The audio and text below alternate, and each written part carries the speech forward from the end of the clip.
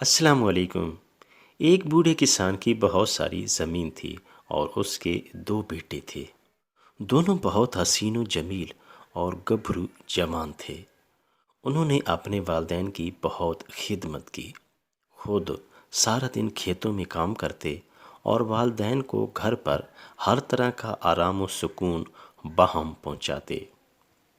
ایک دن بوڑھے والد نے دونوں بیٹوں کو بلایا اور انہیں نصیحت کرنے لگا کہ ہمیشہ محنت سے کام کرنا، رزق کے حلال کمانا اور اتفاق و اتحاد سے رہنا۔ بعد اب بیٹوں نے باپ کی بات کو غور سے سنا اور یقین دہانی کروائی کہ وہ ہمیشہ ان باتوں پر عمل کریں گے۔ کچھ عرصہ بعد ان کے والدین وفات پا گئے۔ ساری جائیداد اور زمین کے وہ دونوں بھائی وارث بن گئے۔ وہ دونوں اکٹھے اپنی زمینوں پر محنت سے کام کرتے رہے۔ یوں بہت سے سال بیت گئے۔ ایک دن کسی معمولی بات پر دونوں کی تکرار ہو گئی۔ بات اتنی بڑی کہ دونوں نے زمین کے بٹوارے کا فیصلہ کر لیا اور زمین آپس میں تقسیم کر کے الگ الگ کام کرنے لگے۔ ایک دن بڑا بھائی گھر پر آرام کر رہا تھا کہ اس کے دروازے پر دستک ہوئی۔ دروازہ کھولا تو سامنے ایک مزدور کھڑا تھا۔ مزدور اس سے گزارش کرنے لگا، میں کئی دنوں سے کام کی تلاش میں ہوں۔ آپ کے دروازے پر اس امید سے دستک دی ہے کہ شاید آپ کے گھر یا کھیت میں کوئی کام ہو جو میں انجام دے سکوں۔ یہ بات سنتے ہی بڑے بھائی کے چہرے پر مسکراہٹ آ گئی اور کہنے لگا، اتفاقاً مجھے بھی کسی کاریگر کی تلاش تھی۔ ہمارے کھیتوں کے بیچ میرے چھوٹے بھائی نے ایک نہر کھدوائی ہے۔ میں چاہتا ہوں کہ تم ہماری زمینوں کے بیچ ایک دیوار بنا دو تاکہ میں آئندہ اس کی شکل بھی نہ دیکھ سکوں۔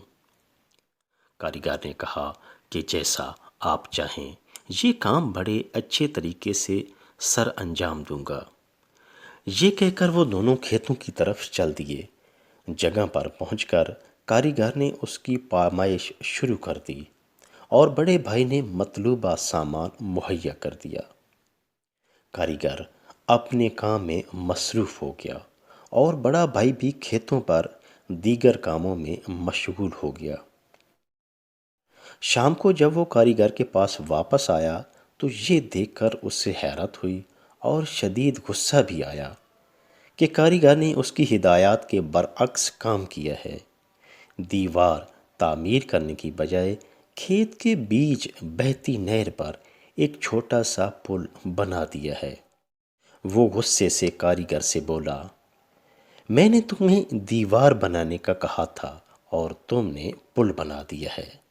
تمہارا دماغ تو ٹھیک ہے، سارا سامان ضائع کر دیا۔ اسی اثنا اس کا چھوٹا بھائی دور سے آتا دکھائی دیا۔ نہر پر پل کو دیکھ کر اسے بہت خوشی ہوئی اور وہ سمجھا کہ بڑے بھائی نے بنوائی ہے۔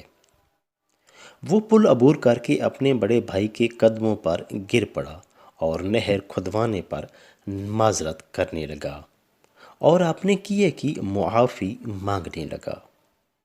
بڑے بھائی کا دل بھی پسیج گیا اور اسے اپنے بوڑھے والد کی نصیحت یاد آ گئی کہ ہمیشہ اتفاق سے رہنا۔ اس نے نیچے جھک کر چھوٹے بھائی کو اٹھایا اور سینے سے لگا لیا۔ کاریگر یہ سارا منظر دیکھ کر بہت خوش ہوا۔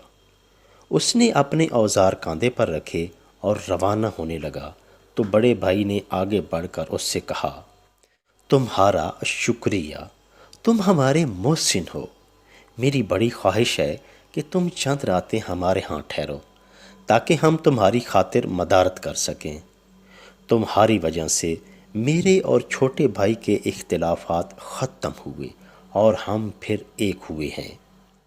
کاریگر رکا اور بولا، میری بھی بڑی خواہش ہے کہ میں آپ کا مہمان بنوں، لیکن ابھی میں نے اور بہت سے پل بنانے ہیں۔ اتنا کہہ کر کاریگر آگے بڑھ گیا اور دونوں بھائی اس نیک اور سمجھدار کاریگر کو بڑی حیرت اور شکر گزاری کے جذبے سے اس وقت تک دیکھتے رہے جب تک کہ وہ نظروں سے اوجھل نہ ہو گیا۔ وہ دونوں بھائی دوبارہ ایک دوسرے کے ساتھ بغل گیر ہو گئے اور وعدہ کیا کہ اپنے مرحوم والد کی نصیحت کو ہمیشہ یاد رکھیں گے اور اتفاق و اتحاد سے مل جل کر کام کریں گے۔